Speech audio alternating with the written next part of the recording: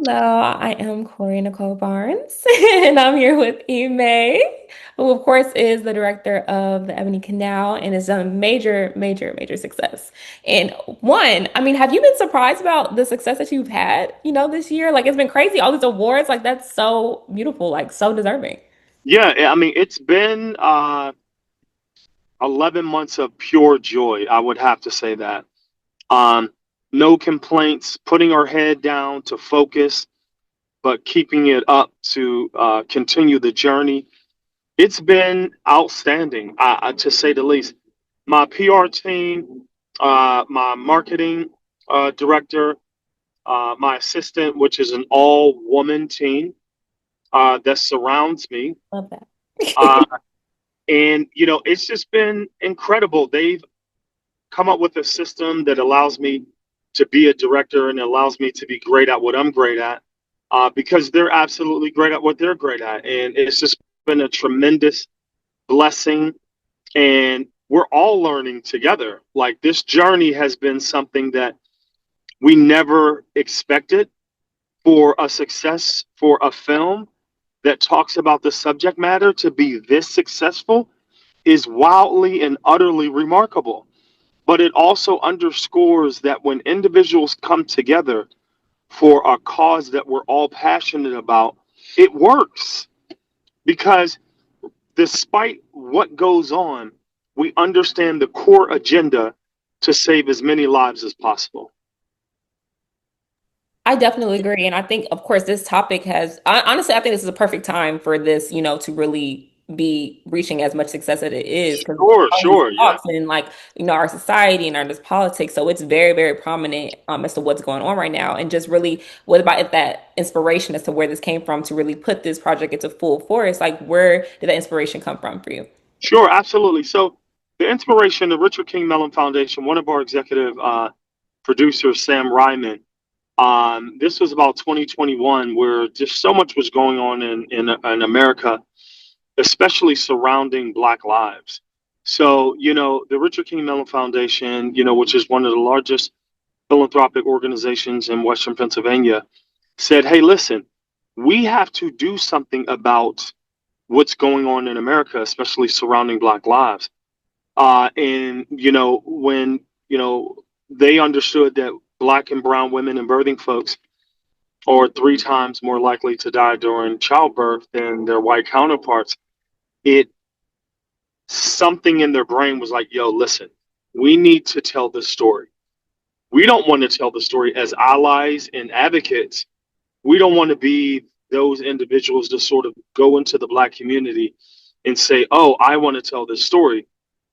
Uh, Instead, they reached out to someone of the African diaspora to tell this story, someone that can really have a strong connection with the subject matter. So when they called me, I was like, hey, listen, this seems like something that I absolutely would want to do because we were just off the heels of a project I did with my daughter, who was 8 years old at the time, called Unspeakable, which is a Black Lives Matter PSA for the deaf and hard of hearing. Then after that, I did Mama's Boys, Optic Voices Mama's Boys, in which it was one of the first augmented reality social justice exhibit in the country. And then, so it was already in line for me to tackle this task.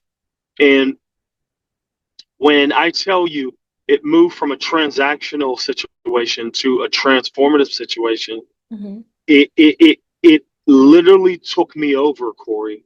I was no longer, a filmmaker who was doing the film for a philanthropic organization. This became my life's work. This became something that I wanted to crystallize for generations to come.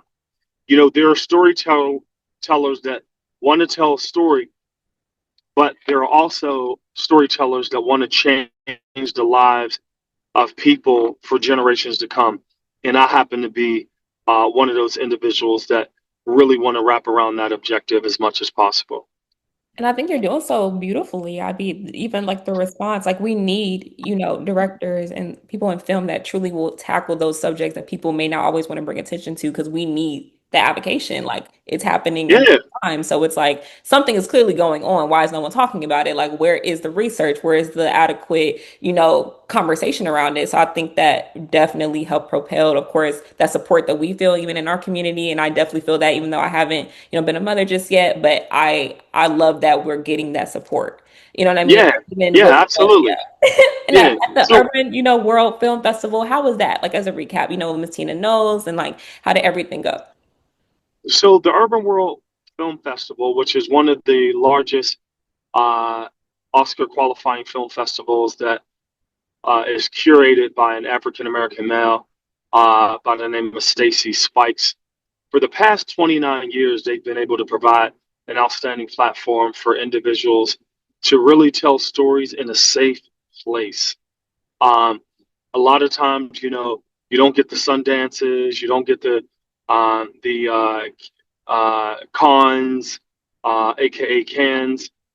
You don't get a lot of that, but Urban World, right in the center of New York City, for them to choose our project, of course, with the help of our executive producer, Brenda Gilbert, formerly of Braun Studios. She's responsible for a lot of films, so she came on and really tackled the task of leadership for this particular project. And, flying into New York is always something that, gets into my bloodstream because, my family's from Brooklyn, New York. So getting into that arena has always produced some type of jitters. But when I tell you my team, the Perry Media Group, Bounce Limited, my publicist, Marcia Perry, my public relations, Demi, Fantasy Zellers, Sydney Martin, my executive assistant, they know how my brain works. So to have such a small group, we pack a huge punch because we know each other's routes. It's almost like a team. When you get the ball, dribble here. When Mhm. it's ready for you, you pass it here. Um, and the first day of getting at Urban World was just exciting to be amongst so many storytellers, so many film directors from all walks of life, 16 different countries, to be in the center of New York and to have little old me to be here with this small film called the Ebony Canal that talks about you know black maternal and infant health. Who am I? I don't have all these Marvel comics and people jumping off of buildings and catching on fire and all other stuff. I don't have any of that. I have a film that talks about something that's been going on in America for quite some time. So I just wanted to write this love letter to Black and Brown women, especially as a Black son, as a Black father, as a Black husband. I had to do what I had to do to make this work and to do my part to save as many uh, lives and as many babies as possible. And when I tell you, I would never think in a million years that we could sell out the Urban Really? World Film Festival in 48 hours. That's crazy to me, Kori. You deserve it. This is something that you worked so hard for it. Like you're exactly where you need to be right now. Yeah, so but that's so hard to realize when you came from the mud.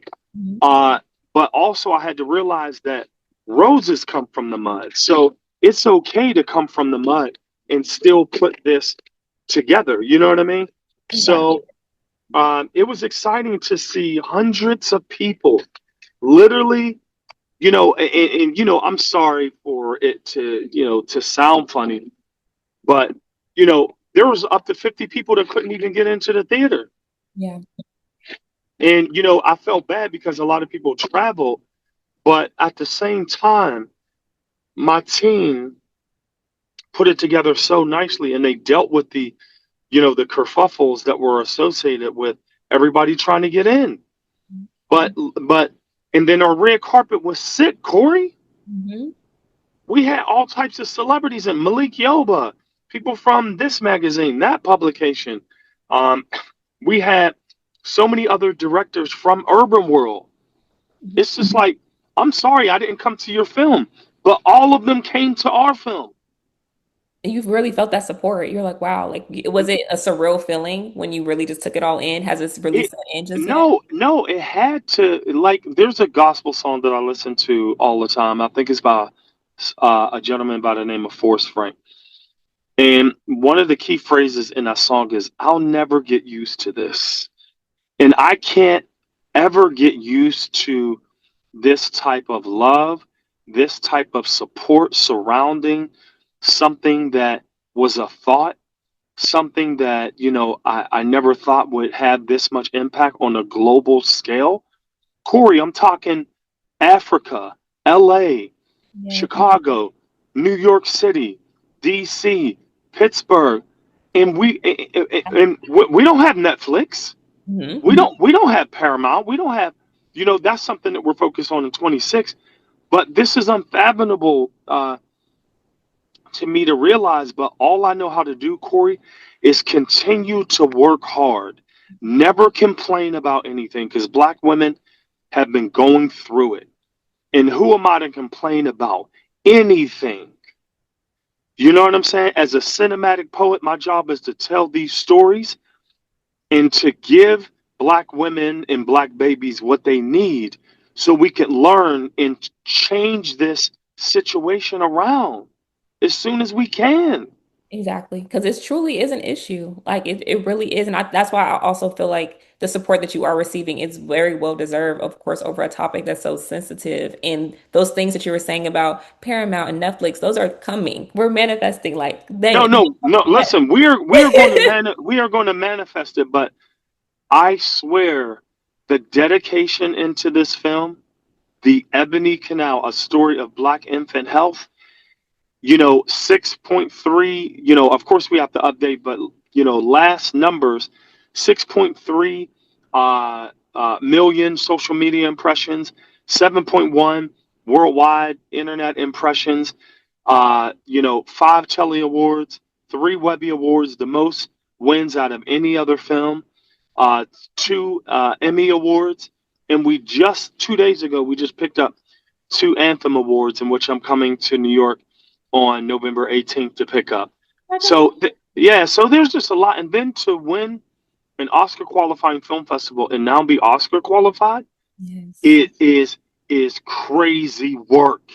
It is crazy. It's amazing. When I won my first Emmy, I will say I was like that. I was like, huh, like I don't know. It hasn't set in No, no, no, no, no. Listen, you should have 20 million Emmys because you work hard.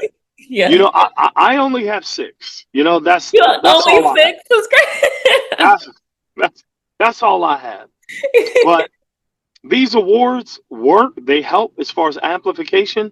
Yes, But we don't do it for the accolades. We have to do it for the win and the focus of saving babies. That's what's important. But these awards, they do get us out there in the streets exactly. where we can meet more people. And one testimony of this is when we went to CBC, uh, my PR, Demi, she spoke. We were checking out, the Instagram, and I think it was like 1,700, and I'm like, oh, we should get 100 by then. And last I checked, it's almost 2,500 just in several weeks. So it's grown faster than any other time over these last 11 months. Um, so we're really excited. For the film, did you initially have Viola Davis in mind to narrate it, or how did that come about? No, so the original gangster, the original OG gangster who was supposed to do the voiceover was originally Michelle Obama. Okay. Yes, Wow. but she got, wrapped up in her Netflix deal and she couldn't do it. But the original person that was supposed to that we recorded the vocals for was Phylicia Rashad. Okay. Wow. But when Felicia, yeah, but when Phylicia Rashad recorded the vocals, it was within a week.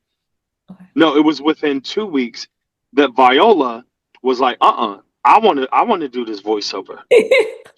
Look, I want to narrate this thing. And all three of those So outfits, honestly, are like great. Yeah. no, no, no, very much. You know what's funny is that I still had all the vocals from Phylicia Rashad. Okay. So we plan on doing a soundtrack in which Phylicia Rashad reads the album as if she's reading to an unborn child. Oh, wow. So we're going to have her narrate the playlist and narrate the songs that are in for the soundtrack. But that's neither here nor there. I love that idea though. That's That's one. Yeah, that's one of my dreams. And this would also be the very first soundtrack that's ever dedicated to maternal and infant health ever in the history of music. wow. And you're gonna be the first. You have So to. that's what we're trying to take into 2026, in addition to getting distribution. So that's what happened, but it ended up being Viola Davis, and it ended up being the perfect narrator. Truly, like it was. That's what I'm saying. All everything just fell into place so adequately. That's why it's like, and I love that you believe in God. So it's like, it just really everything you put your trust in Him, and it just all happened exactly the way it was supposed to. It's been so successful. And you have so much Yes, support, even from the people that were a part of the film and your team. Even I love that you have an all woman team. You remind me yes. of Jalen Hurts. Like he even has an all woman team, and it Listen, shows the trajectory of the support listen, of the Corey, application. Corey, listen. I look goofy, but I am not stupid. You got to listen to black women. You know what I mean? And so far, my team has really, really led me in the right direction. Like I can't say enough about my team. And there's only four of us, And five y'all are of doing us. it big. Y'all Yeah, are like a work of 10, 15 people. Y'all four are I getting mean, it done. literally 10 or 15. We have to juggle a lot, but we also understand that you know there's stressing, but there's also a blessing. You know what I'm saying? I mean, that's Exactly. my, A my testimony, truly. my daughter said that those were bars, so she gave Those me. are bars, exactly. I'm like, clock it, yes. Those I don't know what this is, but I guess clock it was. it. Yeah. So but I believe in those sayings. I believe that we shouldn't stress. When there's problems, when there's conflict, we're okay. We're going to get through this. You know what I'm saying? Because the overall agenda matters. It does. And Corey, nobody's going to tell our stories the way we do. Exactly. With as much as even sentiment, care, and compassion. Exactly. Period. Because there's culture in it. Mhm. There's culture in our stories. Yes, we're talking about something that's very clinical, Mhm. but it takes us storytellers to shape it in a cultural way that you understand and that it leaves an impression. Mhm. So when we think of LeToya Luckett saying, when she drops everything and says, I'll moderate it at the snap of a finger, let's go. When you put out calls to Beyonce's mother Exactly. and say, would you mind coming on board with us? Mhm.